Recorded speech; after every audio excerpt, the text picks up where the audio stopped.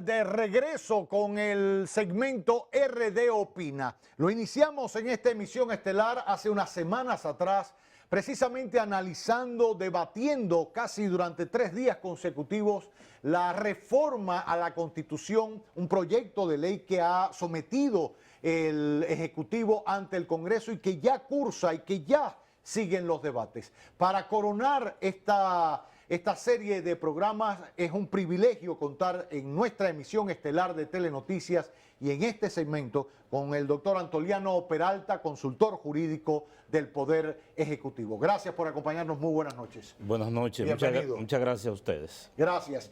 Y hoy también acompañan a los titulares del segmento nuestra querida Erinia Peralta. Bienvenida, joven. Gracias, gracias. Hoy le toca a usted la palabra y usted con mucho me colé gusto, aquí. ¿Cómo debe ser?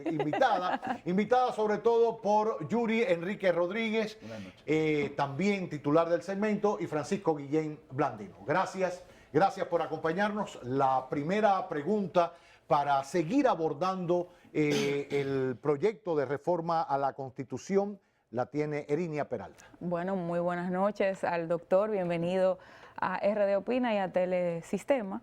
Creo que tenemos que empezar por preguntar a propósito de que en el día de hoy los diputados, la bancada del PRM ha dicho que solo estaría dispuesto a asumir la reducción de 20 diputados.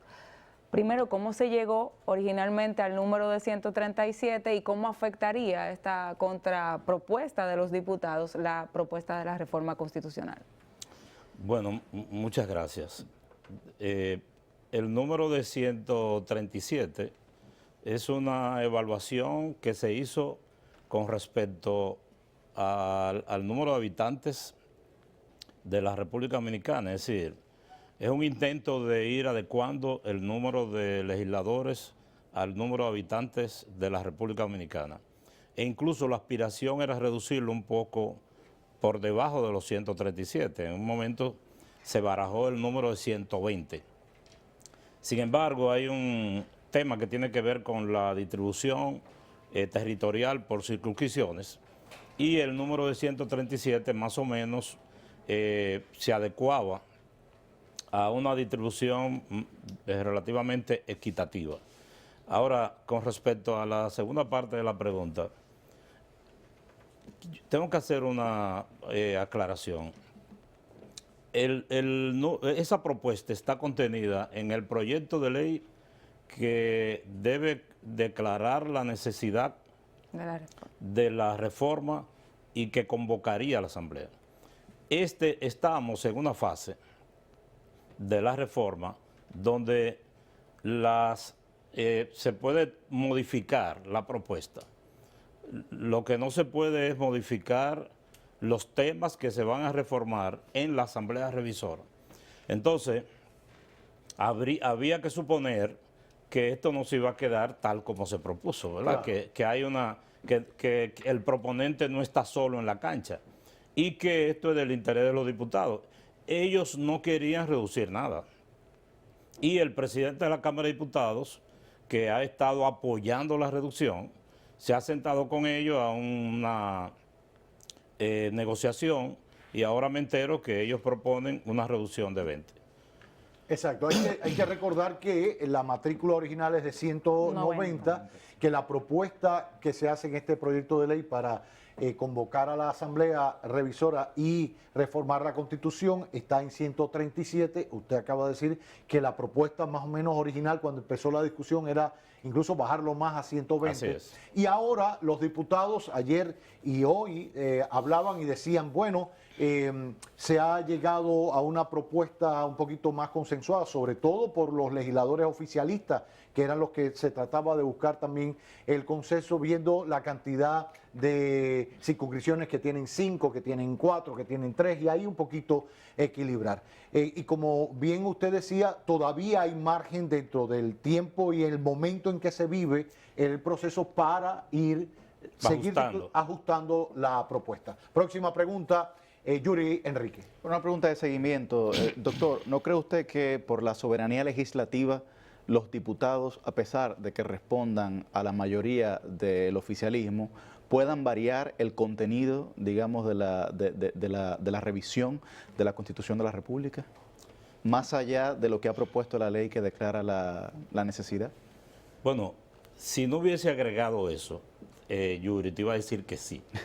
El criterio mío es que mi interpretación del texto constitucional, y la Constitución es reiterativa y clara, es que, por ejemplo, el artículo 271 de la Constitución, que no es nuevo, existía en las constituciones anteriores, dice que una vez aprobada la ley, la Asamblea se convocará en un plazo no mayor de 15 días para conocer de la reforma propuesta.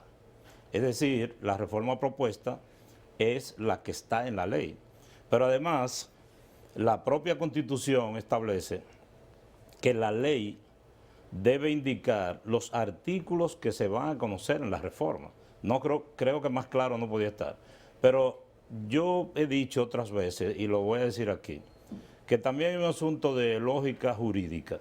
Independientemente de que el texto de la Constitución no deja lugar a muchas dudas, la ley que convoca la Asamblea, esta ley que está en curso ahora, esa ley puede ser objeto de revisión constitucional.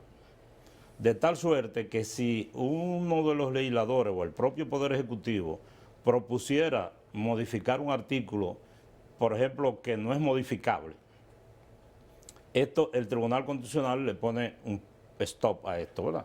Ahora, si se pudieran introducir nuevos elementos en la Asamblea Revisora, entonces el legislador lo que tendría que decir, bueno, esto que yo voy a proponer que el gobierno no sea civil, que sea también militar y que no sea republicano.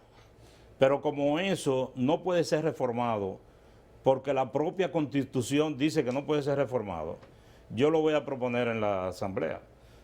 O yo quiero hacer un cambio en la moneda, que la Constitución dice que tiene que ser objeto de un referendo.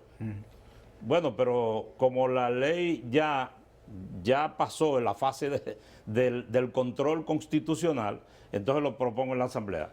Por eso la propia Constitución dice expresamente que la ley tiene que contener los artículos que se van a discutir en la...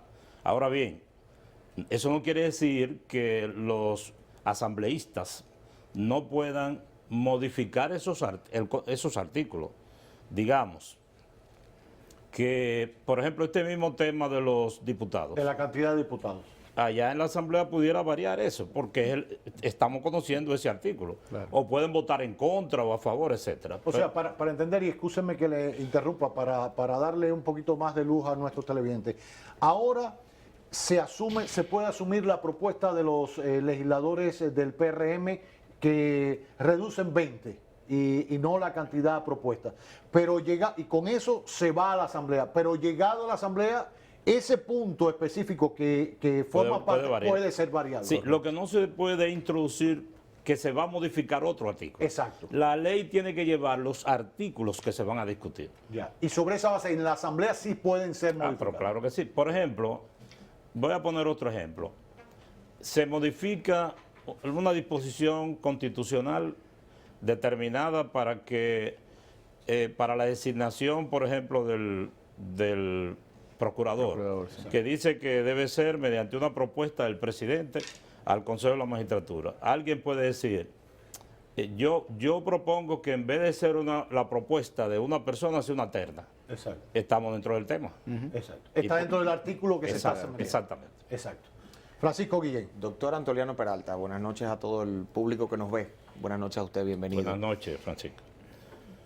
¿No habría un invitado más idóneo que usted para hacerle la siguiente pregunta?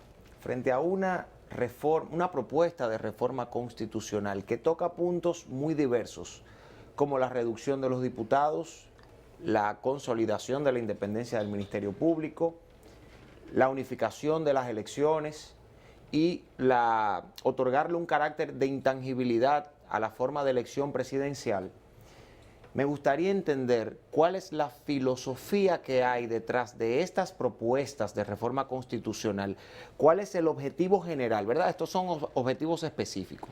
¿Cuál es el objetivo general que fundamenta y alrededor del cual se nuclean todas estas propuestas que son muy diversas? Porque ciertamente la Constitución podría ser modificada en otros aspectos también que no están siendo tocados. Entonces, el Estado dominicano, a través de esta propuesta, el gobierno dominicano está buscando un objetivo general, un hilo conductor que le dé coherencia y que integre estas propuestas como en una suerte de objetivo general. ¿Cuál sería este objetivo general por parte de la propuesta del gobierno? Mira, Francisco, originalmente el presidente había concebido, casi desde que él comenzó a aspirar, inició sus aspiraciones presidenciales, él había concebido dos propuestas, que son las que tienen que ver con la no repostulación continua, hacer difícil modificar el artículo que impide la repostulación más allá de 2 periodos, y el tema de la independencia, la relativa, le digo yo, independencia del procurador con respecto al Poder Ejecutivo. Luego se agregaron otros elementos, que algunos de los cuales incluso no los hemos mencionado aquí todavía. Cada uno de esas propuestas tiene un fin particular. Digamos que esta no es una reforma integral de la Constitución como la que se hizo en el 2010, que dio lugar a una Constitución en sentido general progresista. Es una Constitución que amplía el catálogo de los derechos y las garantías fundamentales y tiene una serie de elementos novedosos que propenden en beneficio de los derechos de la gente. Entonces, no era necesario embarcarnos en una transformación total de la Constitución vigente, sino que el presidente entiende, primero, y mucha gente también lo entiende así, que el proceso que se inició en la Constitución de 2010 con respecto a la independencia del Ministerio Público, y tú usaste el término correcto, consolidar, es decir, consolidar la independencia del Ministerio Público, no concluyó en la medida en que se dejó la designación del liderazgo del Ministerio Público, que es el procurador y sus adjuntos, una parte de sus adjuntos, en manos, bajo la sola decisión del presidente de la República. Entonces el presidente entiende que como este es un tema que ha dado mucho tormento en la República Dominicana, en la medida en que desde el propio Palacio Nacional en ocasiones se han movido los hilos para alterar en favor o en contra de una persona un expediente determinado, es necesario que exista un Procurador General de la República que sea lo más independiente posible del Poder Ejecutivo. En razón de que la Constitución le da al presidente la potestad de hacer esta designación, bueno, desde que él se inauguró en el gobierno, anunció una reforma a la Constitución para modificar eso, propuesta esta que por distintas razones no prosperó. Una de ellas era la misma situación pandémica que vivía el país. Entonces, él dice, bueno, vamos a designar entonces, vamos a buscar una persona que no sea militante político, que no sea miembro del partido, que no sea un seguidor mío, que no sea llegado a mí, que sea un profesional de la justicia. Y se encontró con Miriam Germán, Jenny Berenice, Camacho, etc. Ahora bien, dejarlo como está implica que cuando pase este gobierno, cuando pase este presidente, volveríamos posiblemente a la misma situación. Entonces él dice, vamos a consolidar esto, vamos a lograr que esta decisión de designar el procurador en una forma determinada la podamos hacer contener en la Constitución. Ese es un objetivo. El otro fundamental es que desde los inicios de la República, la continuidad en el poder, el afán de continuidad en el poder, ha dado lugar a múltiples situaciones históricas. Una de ellas es, por ejemplo, la de Horacio Vázquez, que en los años 20 se le agregaron dos años a su mandato y luego se quería reelegir y dio lugar a los conflictos que trajeron el trujillismo de ingrata recordación. Luego, en los tiempos contemporáneos, recordamos el caso del presidente Hipólito Mejía, el conflicto para poder modificar la Constitución y poder reelegirse, el propio Leonel Fernández, que esta Constitución, que no es mala, pero que tenía subyacente el propósito de habilitarlo para volverse a reelegir, los conflictos con Danilo Medina, que dio lugar a que Luis Abinader y el propio Leonel cogieran la calle. Entonces, el presidente Abinader dice, pero nosotros tenemos que ponerle un fin a esto.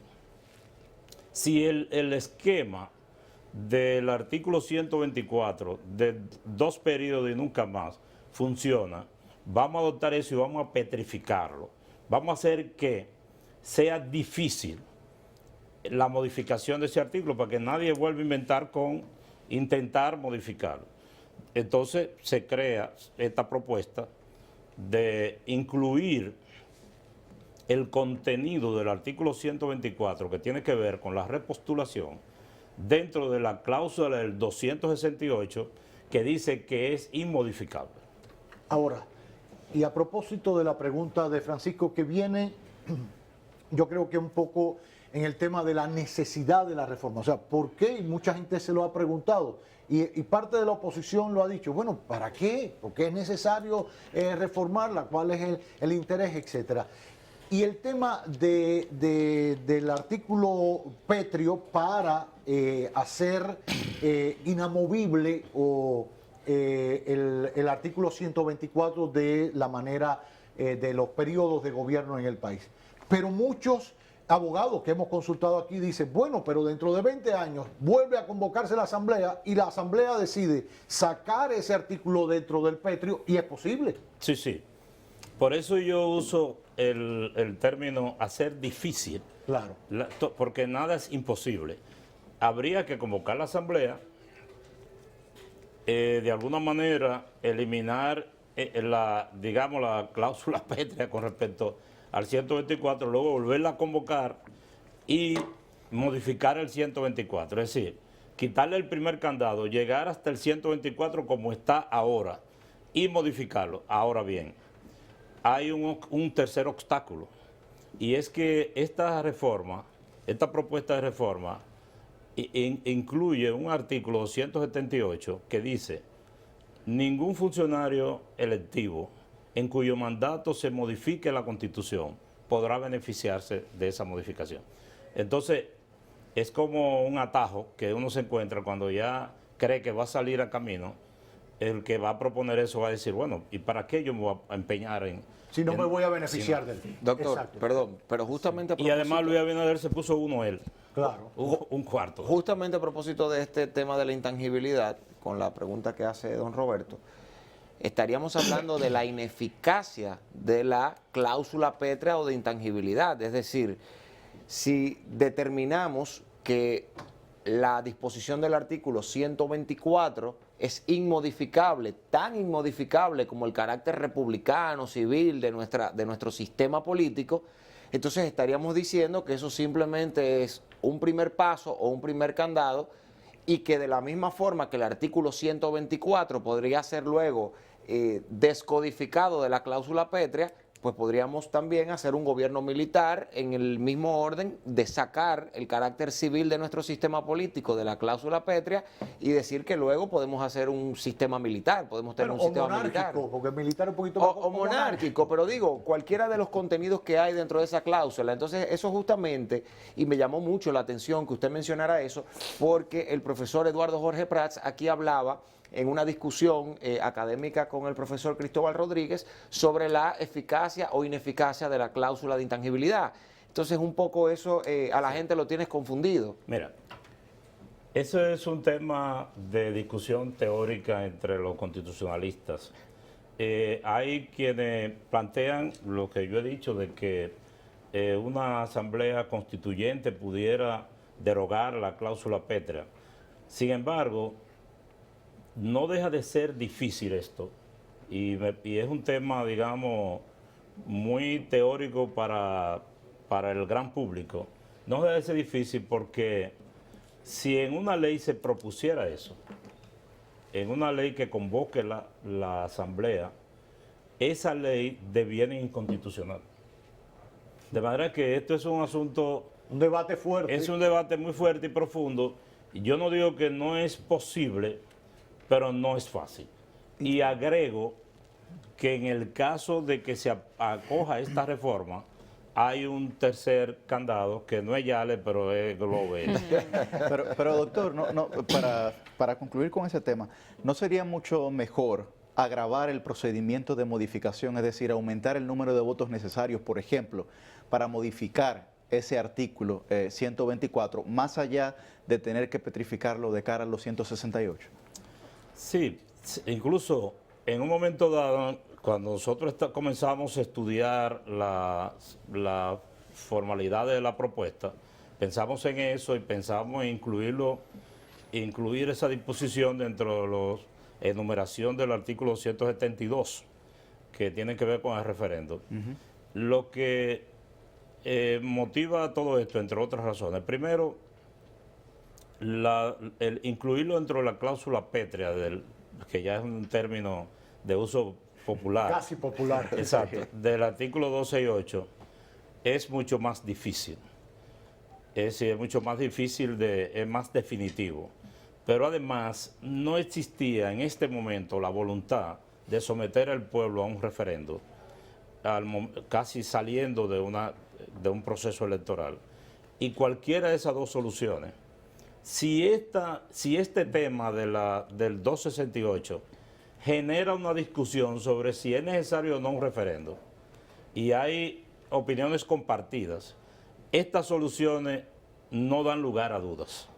Sí se necesitaría un referendo porque se está modificando el procedimiento Claro. de reformar un aspecto, un artículo de la Constitución. Bueno, iremos sobre el tema del referéndum. Una última pregunta en esta parte, Erinia Peralta, porque los muchachos, y ella es la invitada. No, sobre el mismo punto del referéndum, que ciertamente hay opiniones encontradas en cuanto a que se necesita un referéndum para esta reforma constitucional porque toca derechos, por ejemplo, de los diputados, me parece que vi, el derecho a ser elegido. Quizás aclararle a los amigos que nos sintonizan si esto realmente, o cuál es el asidero jurídico para no hacerlo mediante un referéndum. Eso para responderlo ahora. Sí. No, esto también, como dijimos ahorita, el tema del referendo también ha sido objeto de discusión y es necesario para el público televidente hacer unas precisiones previas. Es que la Constitución, en su artículo 172, enumera una serie de temas para cuya modificación se requiere consultar al pueblo mediante un referendo aprobatorio, que se haría con el padrón electoral, convocándolo como si fuera una elección y la gente, por lo menos con el 30% de los miembros del padrón, dicen sí o dicen no.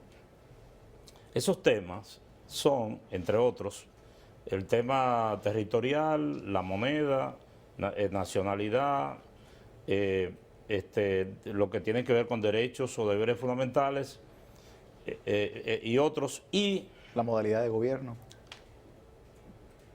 no, el criterio republicano. la forma, no, bueno, eso está dentro de la cláusula del 268, Sí. pero la forma de modificar la Constitución. Los procedimientos de reforma. El procedimiento de modificar la Constitución. Entonces, hay algunos digamos, juristas dominicanos que han entrado al ruedo muy buenos todos, incluso los que han venido a este programa, son una buena representación de los buenos abogados dominicanos y sobre todo especialistas en este tema.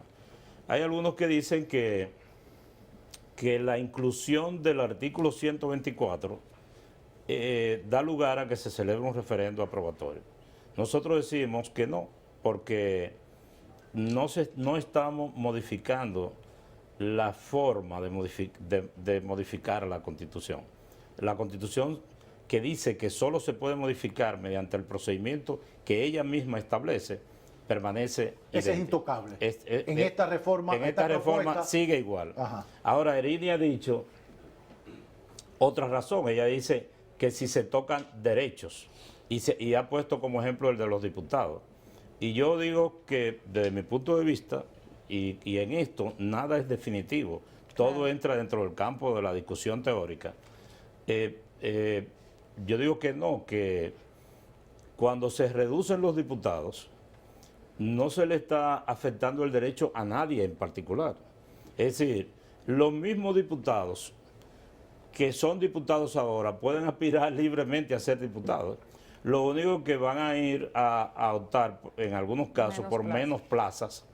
En una circunscripción donde habían 10 posibilidades de ser diputados, si ahora hay 6, bueno, el menú es menor, pero ellos mantienen su mismo derecho. Y la población, excúseme que le interrumpa, la población no es que dejaría de tener un representante ante el Congreso, lo seguiría teniendo, pero formaría parte de otra población, quizás un poco más amplia, representada por uno o por dos. Así es, se amplían las circunscripciones en algunos casos, porque en las provincias pequeñas, que esto ha sido también objeto de críticas, las provincias pequeñas que tienen 2 representantes se mantendrían, porque se mantiene la disposición constitucional de que ninguna provincia debe tener menos de 2. Y algunas personas dicen, bueno, pero esta reforma propone que una provincia como El Ceibo o Pedernales tenga 2 diputados y que una provincia grande como,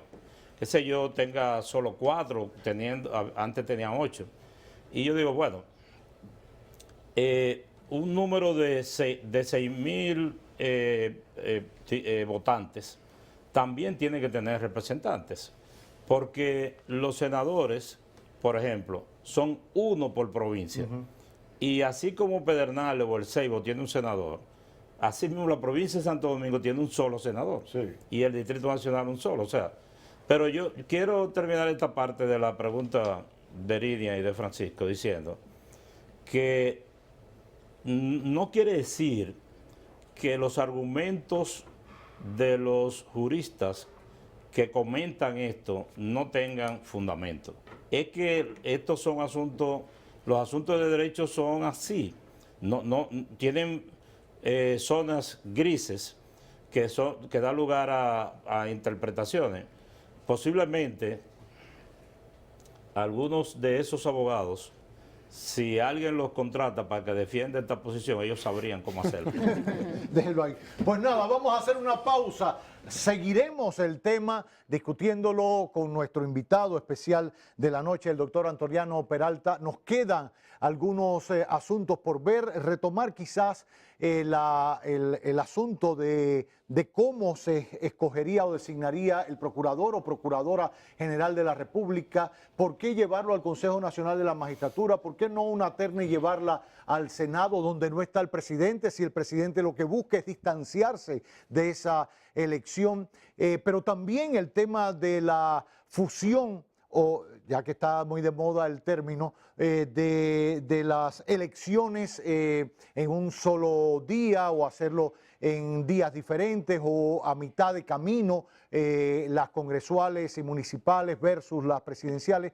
Temas quedan a propósito de esta propuesta de reforma a la Constitución que ya ha sido introducida en el Congreso, que está generando debate y qué bueno que se genere porque estamos hablando de la Carta Magna, de la ley de leyes, es la que nos rige y organiza como sociedad y todos debemos saberlo. Nunca llegaremos a la estatura de estos abogados, pero usted en casa ama de casa o un ebanista, el que sea, debe manejarlo, aunque sea en este lenguaje, para saber que sus derechos están siendo respetados y que usted seguirá teniendo voz y voto en este país gracias a una Carta Magna que hoy goza de mucha salud y que se busca tenga mayor salud de cara al futuro. Seguiremos en la hora cero de Telenoticias en RD Opina con el doctor Antoliano Peralta. Usted no le cambie, ya volvemos con mucho más.